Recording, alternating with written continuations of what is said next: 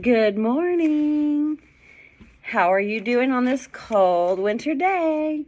I am going to read The First Day of Randy's Braids, illustrated by Tommy DePaulo. And it was written by Antonio Hernandez Madrigal. Randy, it's time to wake up, Mama whispered. Roosters were crowing as the orange and crimson colors of dawn spread across the village of Pátzcuaro in the hills of Mexico. Randy got out of bed, washed her face, and put on her huipil and skirts.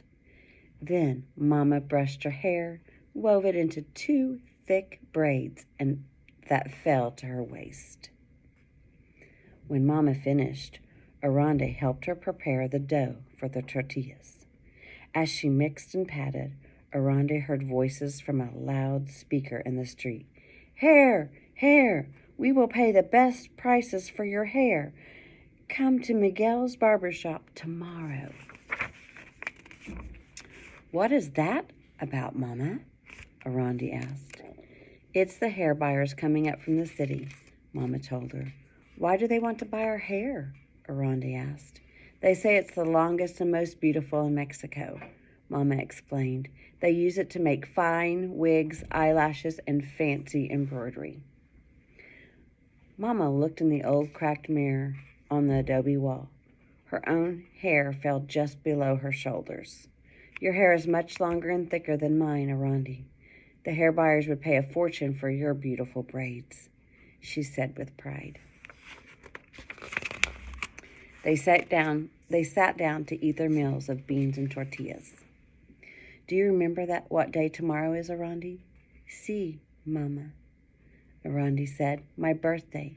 She would be 7, and Mama was going to take her to Senor Andrea's shop to pick out a present. Arande hoped she would get a new dress to wear to the village fiesta. They finished eating and got ready to go to the lake. Mama packed their fishing net and put it on her back.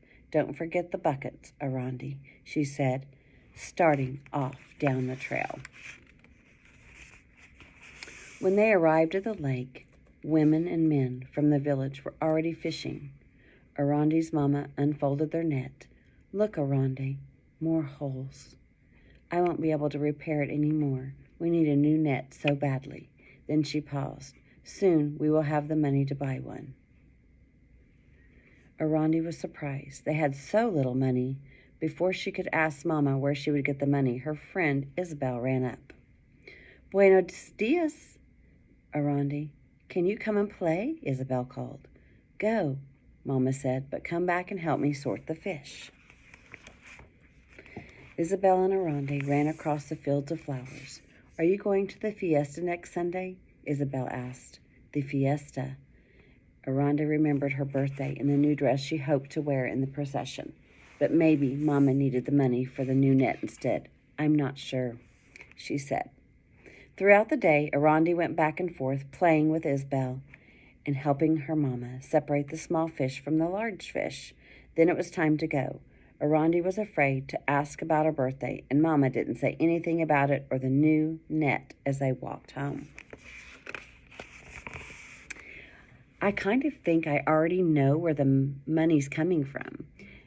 I think that maybe her mom might sell her hair.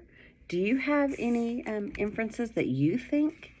If you heard the story or watched the story yesterday, then you already know the answers. But if you didn't, it would be a good time to think about her birthday. What do you think she's going to get? An inference is a good guess. The story didn't quite tell us yet. So what do you predict or think? I think she'll get her new dress. Let's read on and see. But the next morning, after making their tortillas, Mama said it's time to go to Senor Andrea's shop. Arande smiled. She knew she would have a new dress for the fiesta after all. As they entered the shop in the square, Arande saw a beautiful doll wearing a finely embroidered yellow dress up on the shelf. Mama saw Arande stare at the doll. Arandi, Mama said, what do you want for your birthday? Arandi wanted the doll, but she knew she couldn't have both, the doll and a dress. She pointed to a yellow dress the same color as the doll's. Maybe next year we can buy you a doll, Mama said, as she paid for the dress. She got the dress for her birthday for the party. After they left the shop, Mama turned to Arandi and said, now we will go to the barber shop. Arandi caught her breath. My hair. So that is how Mama's going to get money for a new net. She's going to sell my braids. Arandi shivered as she thought of the barber cutting off her braids, but she didn't say anything to Mama.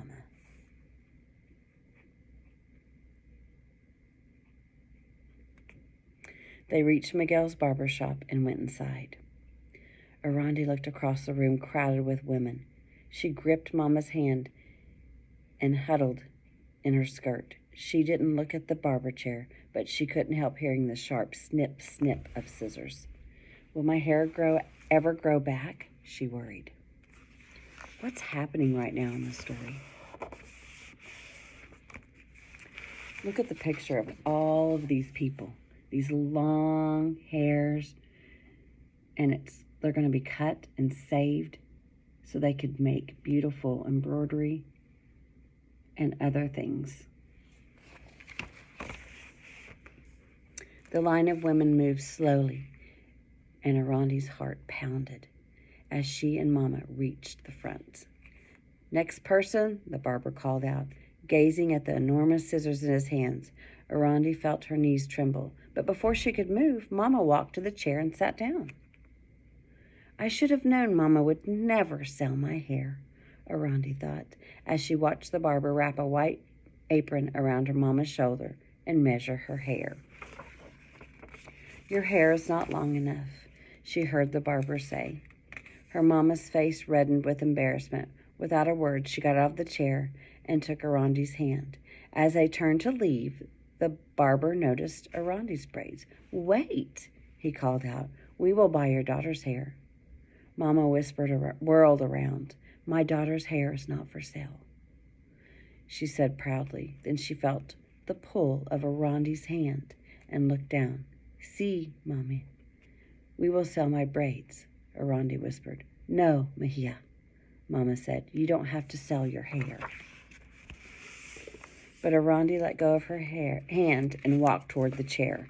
The woman stared as she climbed up on the seat. The barber measured her braids and picked up a scissors. Arandi closed her eyes. Her hand turned cold when she felt the metal scissors rub against her face and neck, and she heard the sharp snip, snip. The barber moved to the second braid, and Arandi's eyes filled with tears, but she dared not cry. Instead, she asked the barber, Senor, will my hair grow back? Of course. It will grow just as long and pretty as before, he told her. Arandi kept her eyes shut until the barber had finished. Then she opened them slowly and looked in the mirror. Her hair reached just below the bottom of her ears. Out in the street, the air was cold on the back of her neck. How strange it felt without her hair. Mama walked beside her, not saying a word. Only the hollow clapping of the huaraches broke the silence of the cobblestone streets. Why didn't Mama speak? Was she angry with her for cutting her hair? Or maybe the hair cutter had not paid enough for her braids. Finally, Arandi peeked at her Mama's face and saw she was crying. Forgive me, Arandi, I shouldn't have let you sell your hair, Mama sobbed, wiping her face with an old handkerchief. Now Arandi understood that her Mama was not angry with her. She had only been thinking of Arandi's hair. Don't worry, Mama. My braids will grow back as long and pretty as before. Your hair was the longest and most beautiful of all, her Mama said. Arandi paused for a moment, then asked shyly, Mama, did they pay you enough to buy a new net? Si, Mejia. They paid us more than I expected. We can buy a new net and the doll you wanted. She gave Arandi a big smile, and Arandi had never felt happier. Then Mama took Arandi's hand in hers, and as the last rays of sun lit up the rooftop, they turned and went back to the square to buy Arandi's doll. Wasn't that a neat story? Have you ever done something like that? Unexpected, but to help someone else. That is really a good feeling when you do that. Okay. Yesterday we went over all of the vocabulary, and you wrote 5 sentences. And I'm going to have you read to yourself for about 20 minutes, and that will be our story for today. I might have some other instructions after on the lesson plan for this. See you later. Bye-bye.